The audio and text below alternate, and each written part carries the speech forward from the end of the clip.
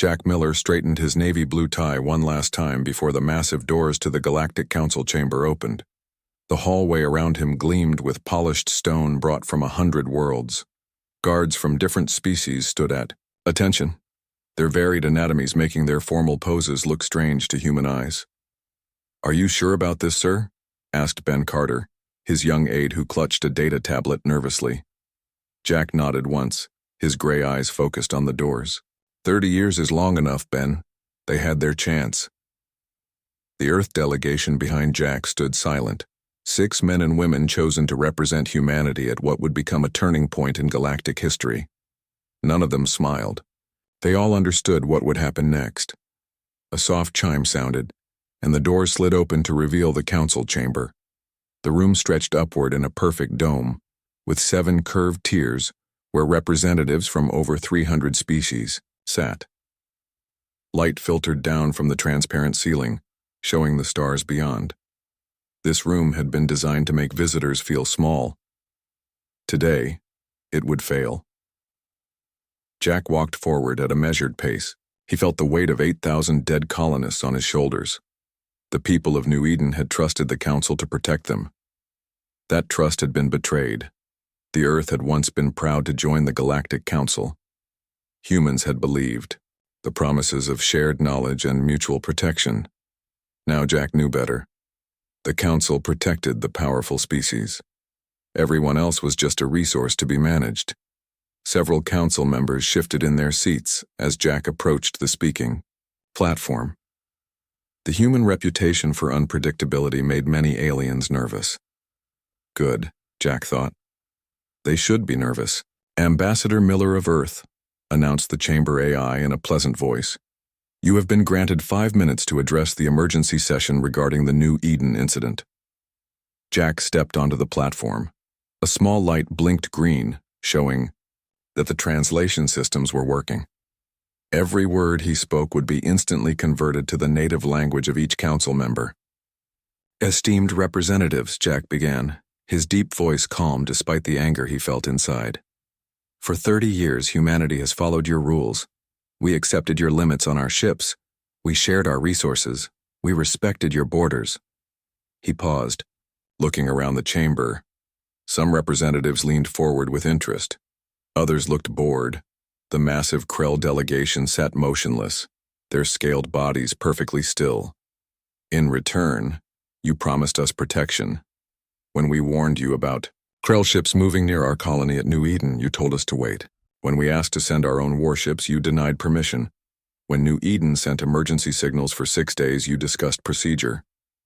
Jack's voice remained steady, but his hands gripped the podium tightly. 8,000 human colonists died while this council debated. Children, farmers, teachers, all gone because you would not act against the Krell. The chamber erupted in whispers. The Arcturian ambassador rose from his seat, his blue skin flushing purple with anger. This is outrageous, the Arcturian said. The council required time to verify the situation. The Krell Empire has explained that rogue elements were responsible. They have offered compensation. Jack looked directly at the Arcturian. Credits cannot replace lives, Ambassador. And this was not the first time. This was simply the worst. He turned back to face the full council. The United Earth Alliance has compiled evidence of 27 council violations of the Treaty of Proxima. We have documented Krell attacks on 6 human outposts that were dismissed as accidents.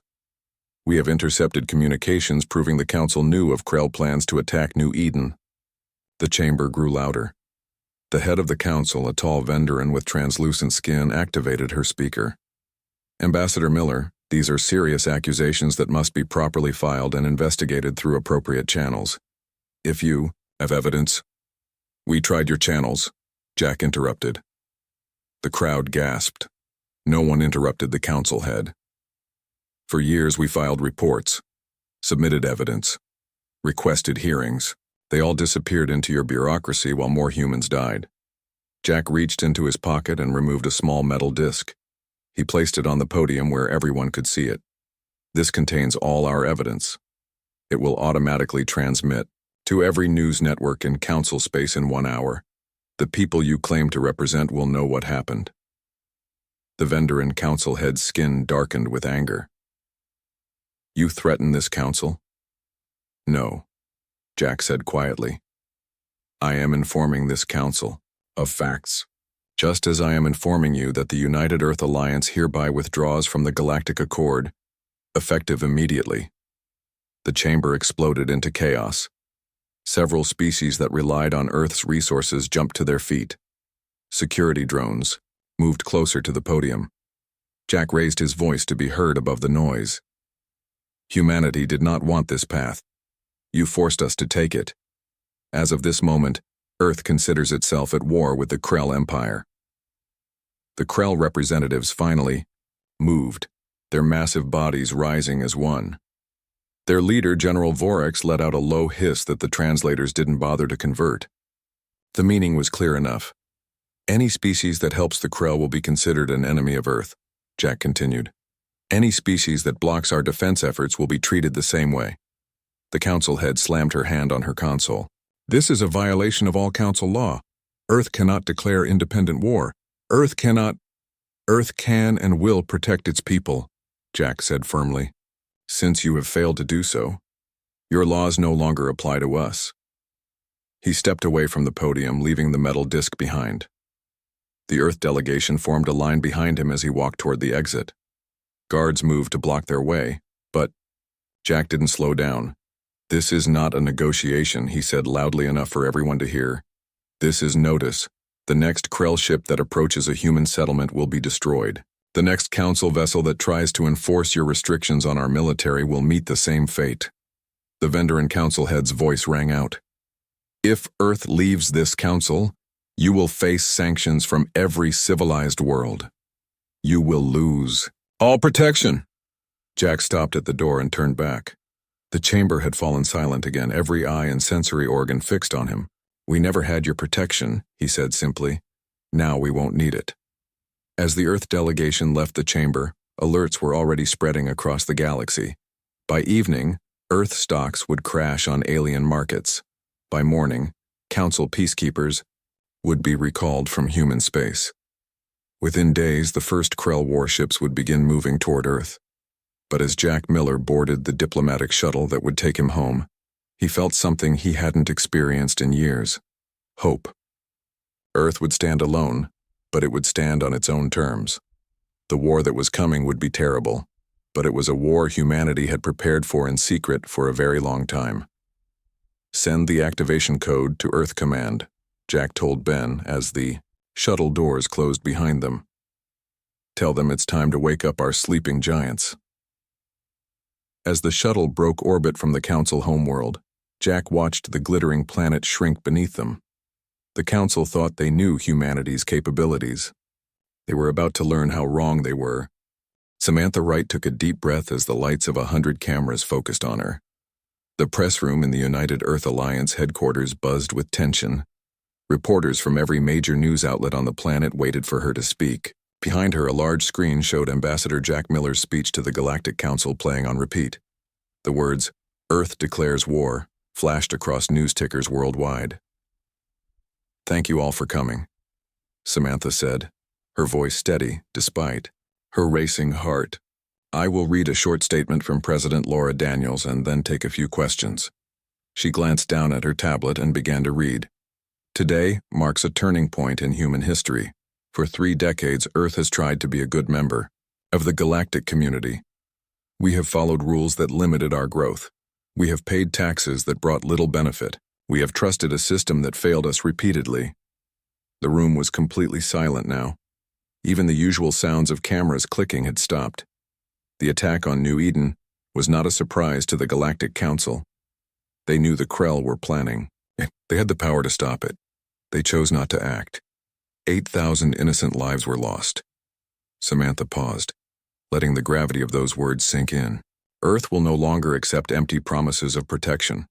We withdraw from the Galactic Accord not out of anger, but out of necessity. The war we now enter against the Krell Empire is one they started long ago with their attacks on our colonies. We are simply acknowledging the truth and defending ourselves. She looked up from her tablet. I will now take questions. The room erupted. Reporters shouted and waved hands. Samantha pointed to a woman in the front row. Lisa Winters, Global News Network. How will Earth defend itself against the Krell when their technology is known to be superior to ours? Samantha's expression remained calm. The technology gap may not be as wide as commonly believed. For security reasons, I cannot provide details at this time. This caused another burst of shouting. Samantha pointed to a man near the back. Peter Dawson, Asian Alliance Tribune. Will Earth seek allies among other species, or are we truly standing alone? Earth is open to alliances with any species that respects our sovereignty, Samantha replied. Several governments have already reached out privately. Again, I cannot provide details yet. 3 rows back, a reporter with a skeptical expression caught her attention. Jason Bell, Independent Truth Channel. How do you respond to claims that this war declaration is a political move to distract from domestic problems? Samantha's eyes narrowed slightly. I would respond that 8,000 dead colonists are not a political move. Next question. As the press conference continued, 12 floors below in a secure meeting room, Defense Secretary Alan Price stood before President Laura Daniels and the Joint Chiefs of Staff. Digital maps and data streams covered the walls. Madam President, the Krell will not be able to redirect their main battle fleet toward Earth for approximately 8 months, Price explained, pointing to a star chart. They have commitments in the Orion sector they cannot abandon without losing significant territory to rival powers. President Daniels nodded. She was a tall woman with short gray hair and eyes that missed nothing. And our own readiness status? General Helen Rogers stepped forward. Project Aegis is fully operational. The planetary shield network can be activated. Within 6 hours if needed. It will repel any known Krell weapons. And Project Thunderbolt? Daniels asked. Admiral John Grant spoke up. The stealth systems have been installed on our 12 newest destroyers. The Krell don't know these ships exist. They were built in the underground facilities on Mars, off the books. Daniels turned to the final person in the room. Dr. Hoffman, what about Excalibur? Dr. Hoffman looked uncomfortable. He was a civilian, the lead scientist on Earth's most secret project. Excalibur is functional, but I must stress that it remains highly experimental. The power requirements alone would drain most of North America's grid, and the ethical implications. I understand, Daniels cut him off. Excalibur is our last resort. Let's hope it never comes to that. She walked to the window and looked out at the Washington skyline. The Council will impose immediate sanctions. How long can we last? Price consulted his tablet. We've been stockpiling critical resources for years. Food, medicine, raw materials. We have enough for at least 3 years. Energy is self-sufficient. With the new fusion plants, the real question is manufacturing capacity for military hardware. We have that covered, General Rogers said with a slight smile. The factories in the asteroid belt have been running at full capacity for 5 years. The Council inspectors never found them because they're inside the asteroids themselves. Daniels turned back to face her team. So we planned for this day all along. Yes, Madam President, Price admitted. After the Arcturus incident, it became clear the Council would never treat us as equals. It was just a matter of time. A soft chime sounded and an aide entered the room. Madam President, we've just received word. The Seldari ambassador requests an urgent private meeting. Daniels raised an eyebrow. The Seldari were one of the oldest and most powerful species in the Council. Interesting. When? He's waiting now. His ship entered our space using diplomatic codes 10 minutes ago. The room fell silent. This was unexpected. Show him in, Daniels said finally. The rest of you stay. Whatever the Seldari have to say, we all need to hear it. The aide nodded and left. Moments later, the door opened again and Ambassador Nex of the Seldari entered. He was tall and thin, with pale blue skin and large eyes that seemed to take in everything at once. He bowed slightly to Daniels. President Daniels, I come unofficially and at great personal risk. Daniels gestured to an empty chair. Please sit, Ambassador. Your visit is a surprise.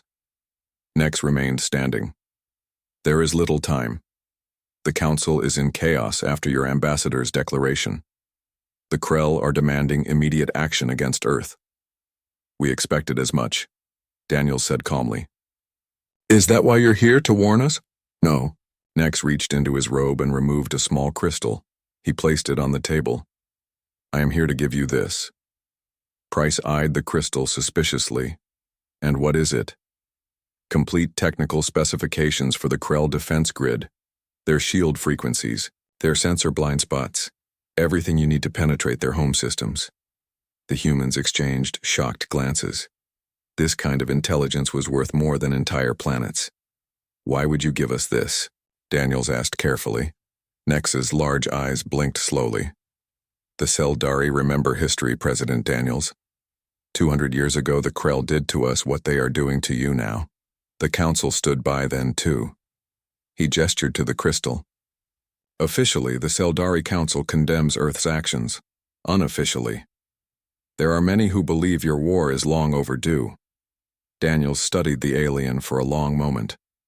Will there be others? Other species willing to help us quietly? More than you might think, Nex said. The Krell have many enemies who hide their hatred behind Council politeness. Earth has simply done what many have wished to do for centuries. He stepped back toward the door. I must return before my absence is noticed. Use the information wisely. As Nex left, the room remained silent. Finally, Admiral Grant picked up the crystal carefully.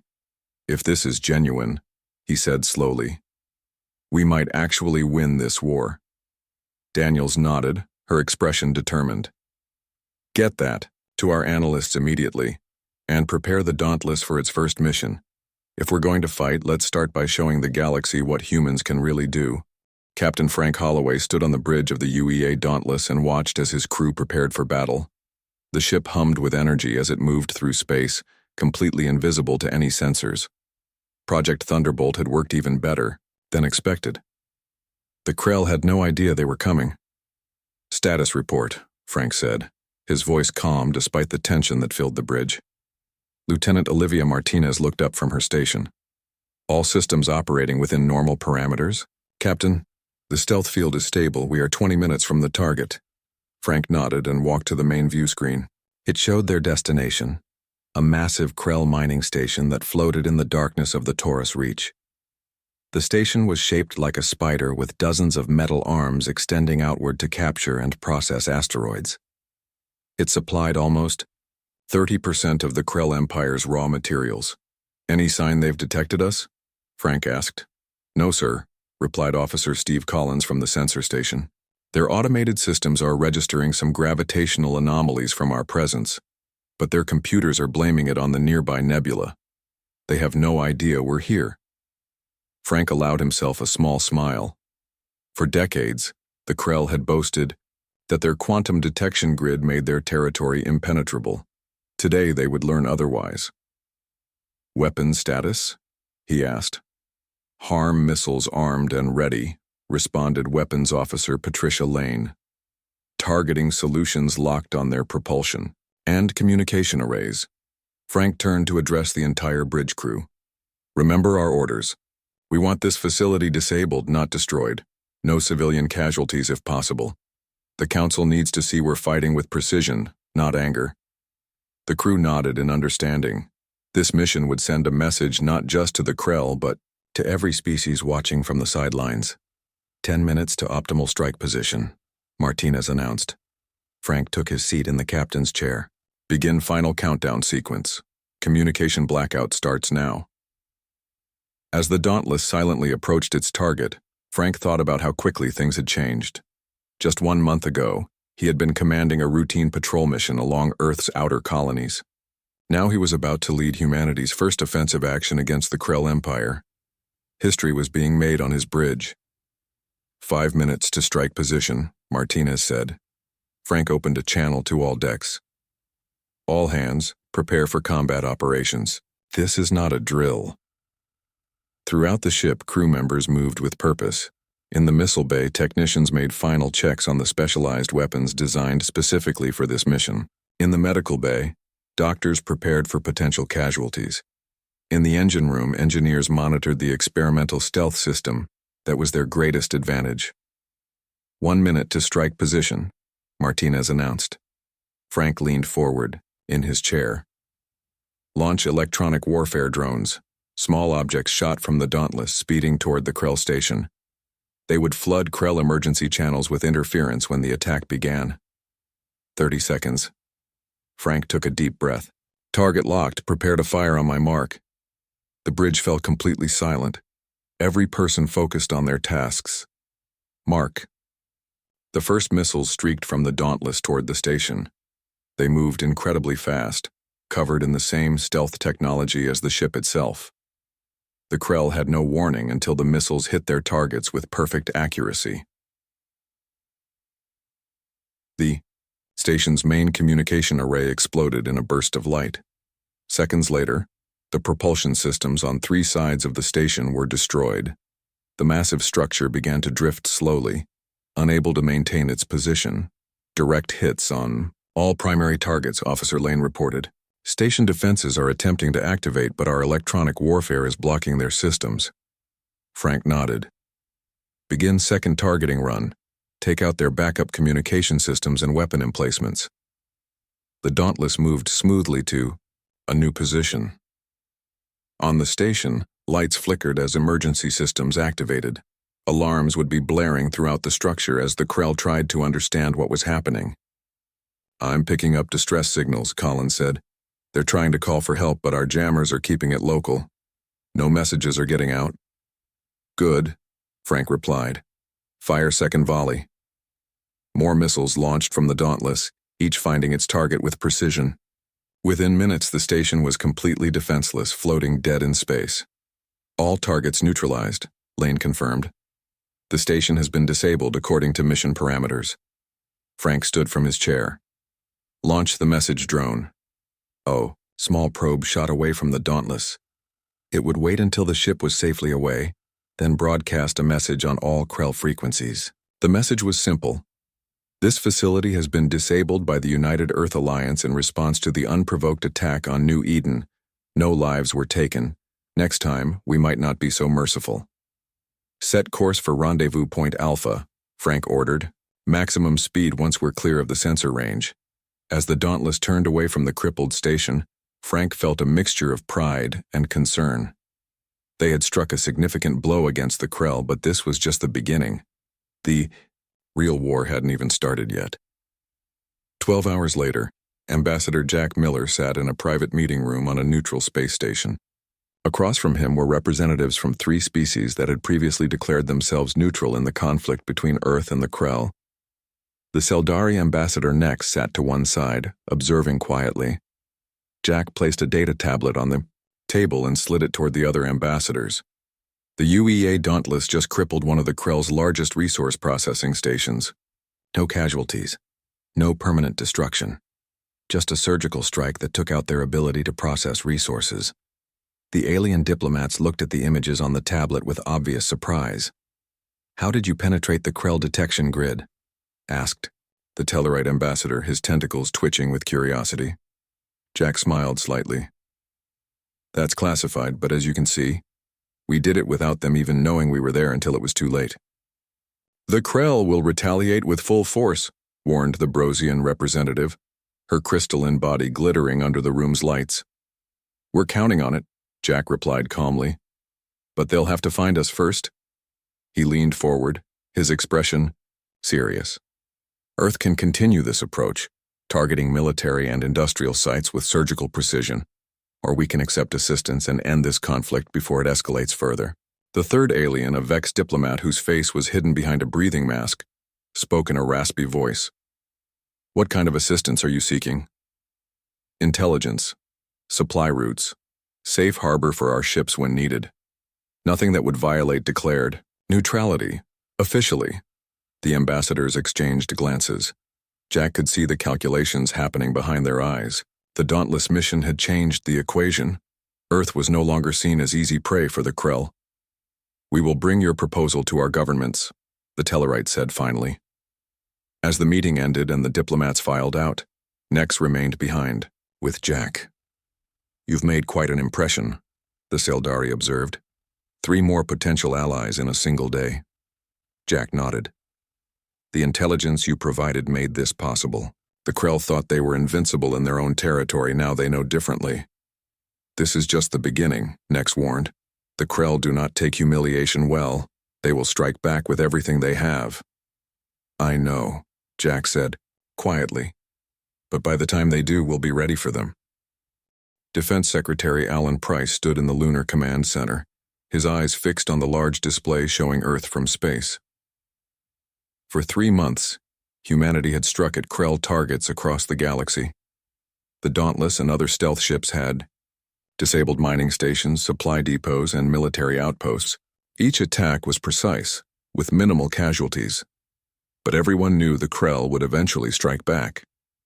Today was that day. Confirmed sighting of Krell warships entering the solar system, reported General Helen Rogers. Her voice was calm, but her eyes showed concern. They bypassed our outer system defenses using some kind of new technology. How many ships? Alan asked. 15 large battleships and about 30 smaller vessels. Intelligence suggests they received technology, assistance from the Voltrex. Alan's jaw tightened. The Voltrex were council members who had publicly declared neutrality. If they were secretly helping the Krell, it meant Earth faced more enemies than they had planned for. Time until they reach Earth? Approximately 3 hours at their current speed. Alan nodded and pressed a button on his console. Madam President, the Krell battle group has entered our system. Request permission to activate Project Aegis. President Laura Daniels' voice came through clearly. Permission granted. How long will it take? The system needs 2 hours to fully charge. We'll be cutting it close. Do it, she ordered. I'll address the people. They need to know what's coming. Alan turned to his team. Activate Aegis, full power. Throughout Earth orbit, hundreds of satellites that had been disguised as communication, relays began to change. Hidden panels opened to reveal advanced energy projectors. These were the result of Project Aegis, a planetary shield network that had been built in secret over the past decade. Down on Earth, people looked up as strange lights appeared in the daytime sky. In cities across the globe, giant screens showed President Daniels addressing the world. Citizens of Earth, she began, her face serious but calm. 3 months ago, we declared our independence from the Galactic Council and our determination to defend ourselves against Krell aggression. Today, the Krell have sent a battle fleet to attack our homeworld. Panic began to spread in some areas. People rushed to emergency shelters that had been prepared for this possibility. I want to assure everyone that we are not defenseless, Daniels continued. For years, we have prepared for this day. The lights you see in the sky are our planetary defense system activating. Stay in your homes or proceed calmly to designated shelters. This is not the end. This is where we show the galaxy what humans are truly capable of. Back in the Lunar Command Center, Alan watched as the Aegis system powered up. Energy readings climbed steadily as the network prepared to create a shield around the entire planet. Sir? Called a young officer named Lisa Jenkins. We're detecting unusual energy signatures from the Krell fleet. They appear to be charging some kind of new weapon. Alan frowned. Can you identify it? No, sir. It doesn't match anything in our database, but the power levels are enormous. The Voltrex, Alan muttered. They must have given the Krell something new. How long until Aegis is at full power? 90 minutes, sir. Alan made a quick decision. Divert emergency power from the lunar bases. We need that shield up sooner. Throughout the lunar facilities, lights dimmed as power was redirected to the Aegis network. In the command center, officers worked in near darkness, illuminated only by their screens. Sir, Lisa said suddenly. The Krell ships have increased speed. New estimated arrival, 45 minutes. The room fell silent. They wouldn't have the shield at full power in time. Launch our defense fleet, Alan ordered. They need to buy us time. Earth's small fleet of conventional warships moved into position. They were outmatched by the Krell vessels, but they would fight to the last to protect their homeworld. Sir, Lisa called again. We're receiving a transmission from the Seldari. Alan looked surprised. Put it through. The screen lit up to show Ambassador Nex. Behind him, Alan could see what looked like a Seldari warship bridge. Secretary Price, Nex said quickly. We have detected the Krell attack force. We are moving to intercept with a battle group of our own. Alan stared in shock. Ambassador, your government declared neutrality in this conflict. Official policy has changed, Nex replied simply. The Seldari will not stand by while the Krell use Voltrex weapons that violate Council restrictions. Our ships will engage the Krell in 20 minutes. Can your defenses hold until then? Alan glanced at the Aegis power levels. We'll do our best, Ambassador. And thank you. As the call ended, a new hope spread through the command center. Though, Seldari had the second most powerful fleet in the galaxy. With their help, Earth had a real chance. 30 minutes later, the lunar sensors detected energy discharges as the Seldari ships engaged the Krell fleet. The battle was fierce, with ships from both sides taking heavy damage. But the delay worked. It gave Earth the precious time needed to bring Aegis to full power. Shield network at 95%, Lisa reported. Ready to activate on your command. The main screen showed 5 Krell battleships breaking through the Seldari lines, heading straight for Earth. They began charging their main weapons. Activate. Aegis now, Alan ordered. Around the planet, the hundreds of satellites fired simultaneously. Beams of energy connected them, forming a glowing web that rapidly expanded to create a complete shield around Earth. It shimmered like a soap bubble. In the sunlight, the Krell ships fired. Massive energy beams struck the shield, causing it to flare brightly. People on Earth watched in awe as the sky lit up with colors never seen before. Shield holding, Lisa called out excitedly. The Krell weapons are being absorbed and… wait, the energy is being redirected to strengthen the shield further. Alan allowed himself a small smile. The Krell had fallen into their trap. The Aegis system was designed to use enemy energy weapons against them, growing stronger with each attack. Realizing their energy weapons were useless, the Krell ships switched tactics. They launched physical projectiles, massive metal rods, designed to punch through any defense. Kinetic weapons incoming, Lisa warned. Alan nodded calmly. Activate the lunar defense platforms. Hidden doors opened in several lunar craters, revealing advanced weapons that had been concealed for years. They fired rapidly, intercepting the Krell projectiles before they could reach the shield. The battle continued for hours, with the Krell trying increasingly desperate tactics to break through Earth's defenses. But the combination of the Aegis, shield, lunar platforms, and Seldari assistance proved too much for them. Finally, the remaining Krell ships turned and retreated, leaving behind the wreckage of half their fleet. As cheers erupted in the command center, Alan received another call from President Daniels. We did it, she said, relief evident in her voice. But this is just the beginning, isn't it? Alan nodded gravely. Yes, Madam President. The Krell will be back with more ships. And now we have confirmation that the Voltrex are secretly supporting them.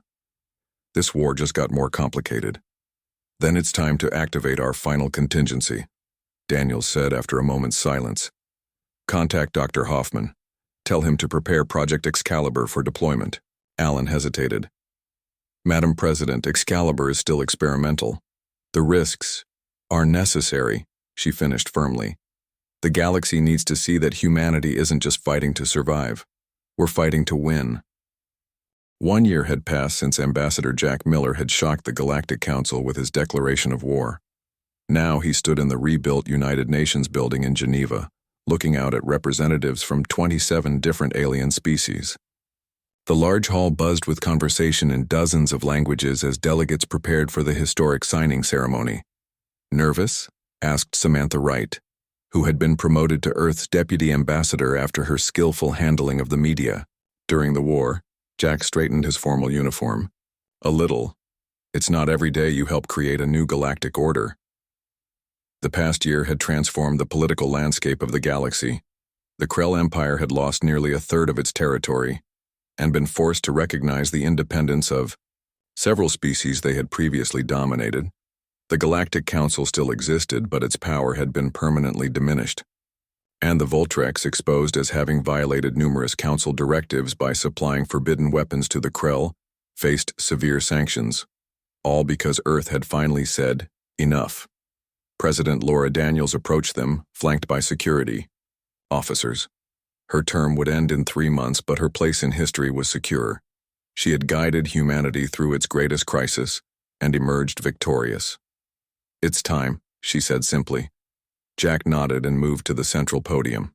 The room fell silent as translation systems activated. Every word he spoke would be instantly understood by all present. "Friends, allies, and honored guests," Jack began. "1 year ago, I stood before the Galactic Council and declared Earth's independence. Many thought that day marked the beginning of our destruction. Instead, it marked the beginning of a new era for all our peoples."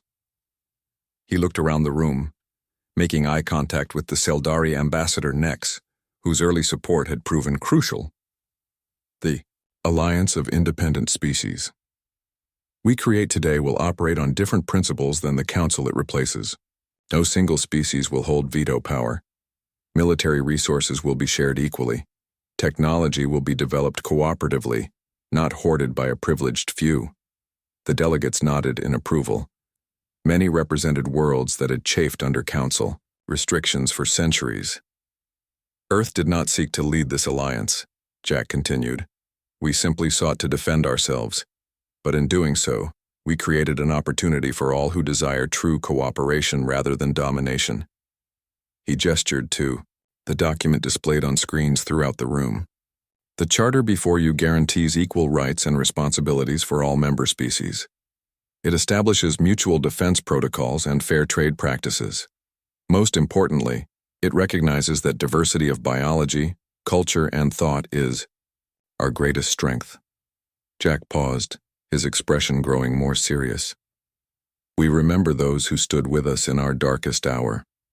We also remember those who stood aside or worked against us. Earth has a saying, actions speak louder than words. The actions of every species during this conflict have revealed their true character."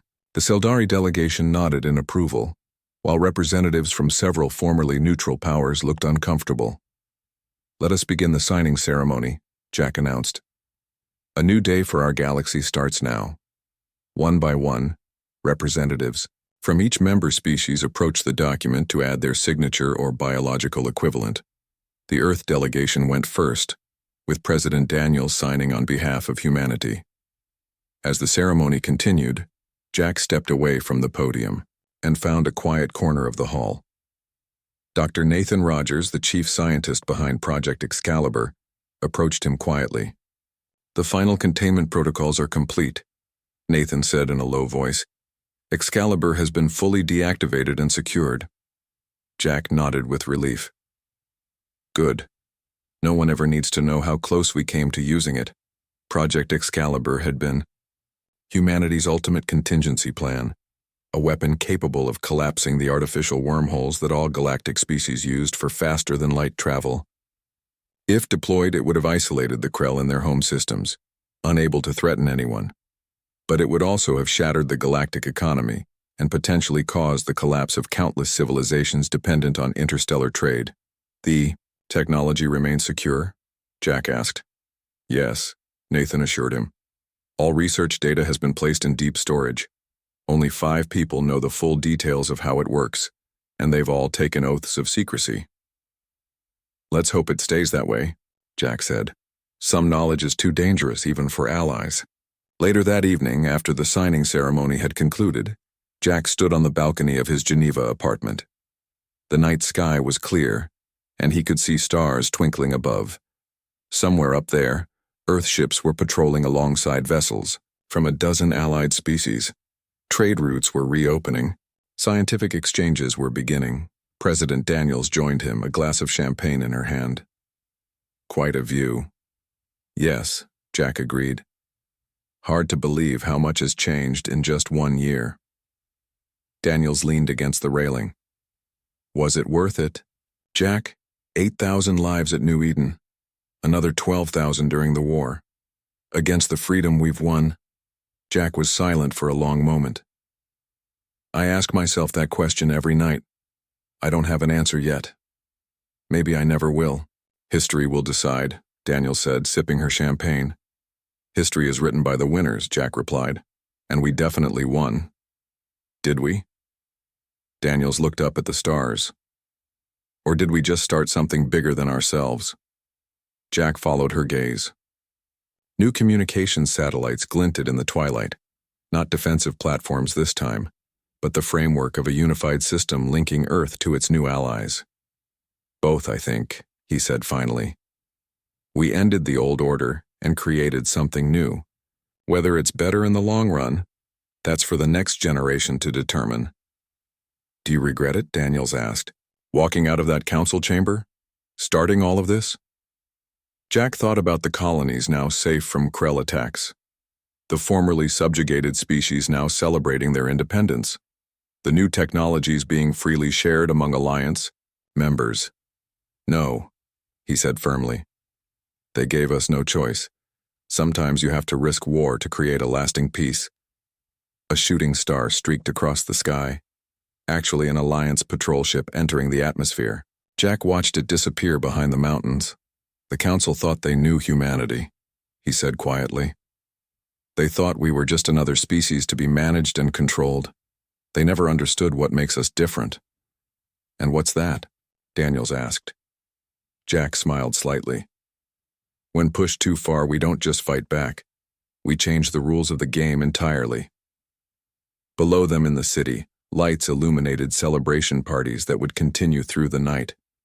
Earth had emerged from its trial by fire not just victorious, but as the architect of a new galactic order. Humanity had gained something far more valuable than revenge against the Krell. They had earned the respect of the galaxy. Jack raised his glass in a silent toast to the 8,000 colonists of New Eden whose deaths had started it all. Their sacrifice had not been in vain. Because of them, countless future generations would live in a more just and equal galaxy. Sometimes, the most important diplomatic message was the simplest. Don't push humanity too far. They might just push back hard enough to change everything.